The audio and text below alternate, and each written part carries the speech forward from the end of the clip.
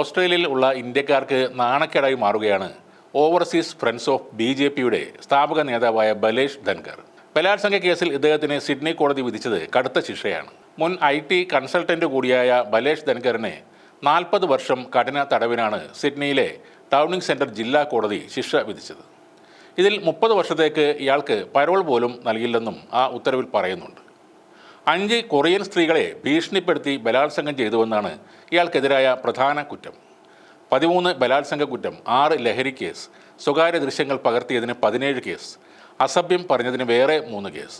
ഇതെല്ലാം ഉൾപ്പെടെ 39 കേസുകളിലാണ് ഇയാൾ ശിക്ഷിക്കപ്പെട്ടത്.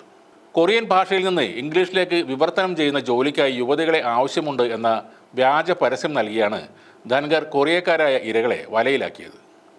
സിഡ്നിയിലെ ഹിൽട്ടൺ ഹോട്ടലിലെ ബാറിൽ വെച്ചായിരുന്നു ജോലി അന്വേഷിച്ച് വന്നവരെ ഇൻ്റർവ്യൂ നടത്തിയത്. അതിനെ തുടർന്ന് ഹോട്ടലിലോ അടുത്തുള്ള അപ്പാർട്ട്മെൻറ്റിലോ കൊണ്ടുപോയി മയക്കുമരുന്ന് നൽകി അവരെ ബലാത്സംഗത്തിന് ഇരയാക്കുകയായിരുന്നു. 2018 സംഭവം പുറം ലോകം അറിയുന്നത്.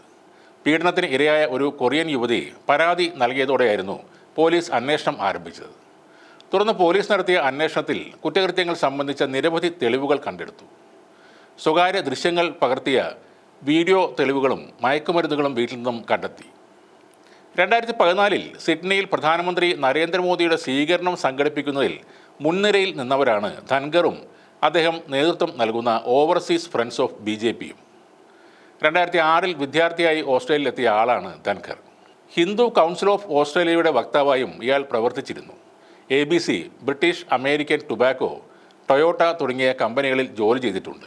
2018 കേസിൽ പ്രതിയായ ശേഷമാണ് ഇയാളെ ഓവർസീസ് ഫ്രണ്ട്സ് ഓഫ് BJP തള്ളിപ്പറയുന്നത്. ഇപ്പോൾ 40 വയസ്സാണ് ധൻകറിന്. 2053 ഏപ്രിൽ വരെ ഇയാൾ പരോളില്ലാത്ത തടവ് അനുഭവിക്കേണ്ടി വരും. ശിക്ഷ പൂർണ്ണമായും അവസാനിക്കുമ്പോൾ ധൻകറിന് 83 വയസ്സ് തികയും. ഇയാൾ സ്ത്രീകളെ അബോധാവസ്ഥയിൽ മാരകമായി പരിക്കേൽപ്പിച്ചതായും ജില്ലാ കോടതി ജഡ്ജി മൈക്കൽ കിങ് കണ്ടെത്തിയിരുന്നു.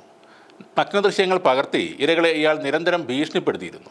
ദുർബലരായ സ്ത്രീകൾക്കെതിരെ നടന്ന ആസൂത്രിതവും ഭയാനകവുമായ പീഡനമാണ് എന്ന് കോടതി പറഞ്ഞു.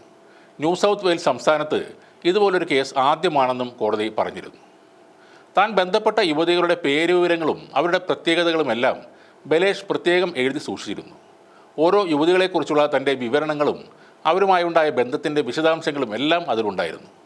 അറസ്റ്റിലായതിന് പിന്നാലെ ബലേഷിൻ്റെ ഈ കണക്ക് പുസ്തകം പോലീസ് കണ്ടെടുക്കുകയും കോടതിയിൽ ഹാജരാക്കുകയും ചെയ്തു. യുവതികളെ ലൈംഗികമായി ദുരുപയോഗം ചെയ്യുന്ന 47 വീഡിയോകളും ഇയാളിൽ നിന്ന് പിടിച്ചെടുത്തിരുന്നു. ലൈംഗിക അതിക്രമത്തിൻ്റെ ദൃശ്യങ്ങളെല്ലാം ബലേഷ് ഒളിക്യാമറയിൽ പകർത്തിയിരുന്നു. ചുവരിലെ ഒരു ക്ലോക്കിലാണ് ഇയാൾ ഈ ക്യാമറ ഒളിച്ചിരുന്നത്. കൊറിയൻ സ്ത്രീകളോട് തനിക്ക് പ്രത്യേക ലൈംഗിക താല്പര്യമുണ്ടെന്ന കാര്യം ഇയാൾ കോടതിയിൽ തുറന്നു പറഞ്ഞിരുന്നു. കൊറിയൻ സിനിമകളും നീലച്ചിത്രങ്ങളും കണ്ടതോടെയാണ് ഈ താല്പര്യം തുടങ്ങിയതെന്നായിരുന്നു ബലേഷിൻ്റെ മൊഴി. അതിനിടെ ബലേഷിൻ്റെ BJP ബന്ധം ആം ആദ്മി അടക്കമുള്ള പ്രതിപക്ഷ പാർട്ടികൾ നേരത്തെ ഉയർത്തിക്കാട്ടിയിരുന്നു. എന്നാൽ ബലാത്സംഗ കേസും മറ്റ് വിവാദങ്ങളും ഉയർന്നു വന്നതോടെ ബലേഷ് ധൻകർ നേരത്തെ തന്നെ ഈ സംഘടനയിൽ നിന്ന് രാജിവെച്ചിരുന്നതായാണ് ഓസ്ട്രേലിയയിലെ ഓവർസീസ് ഫ്രണ്ട്സ് നൽകിയ വിശദീകരണം.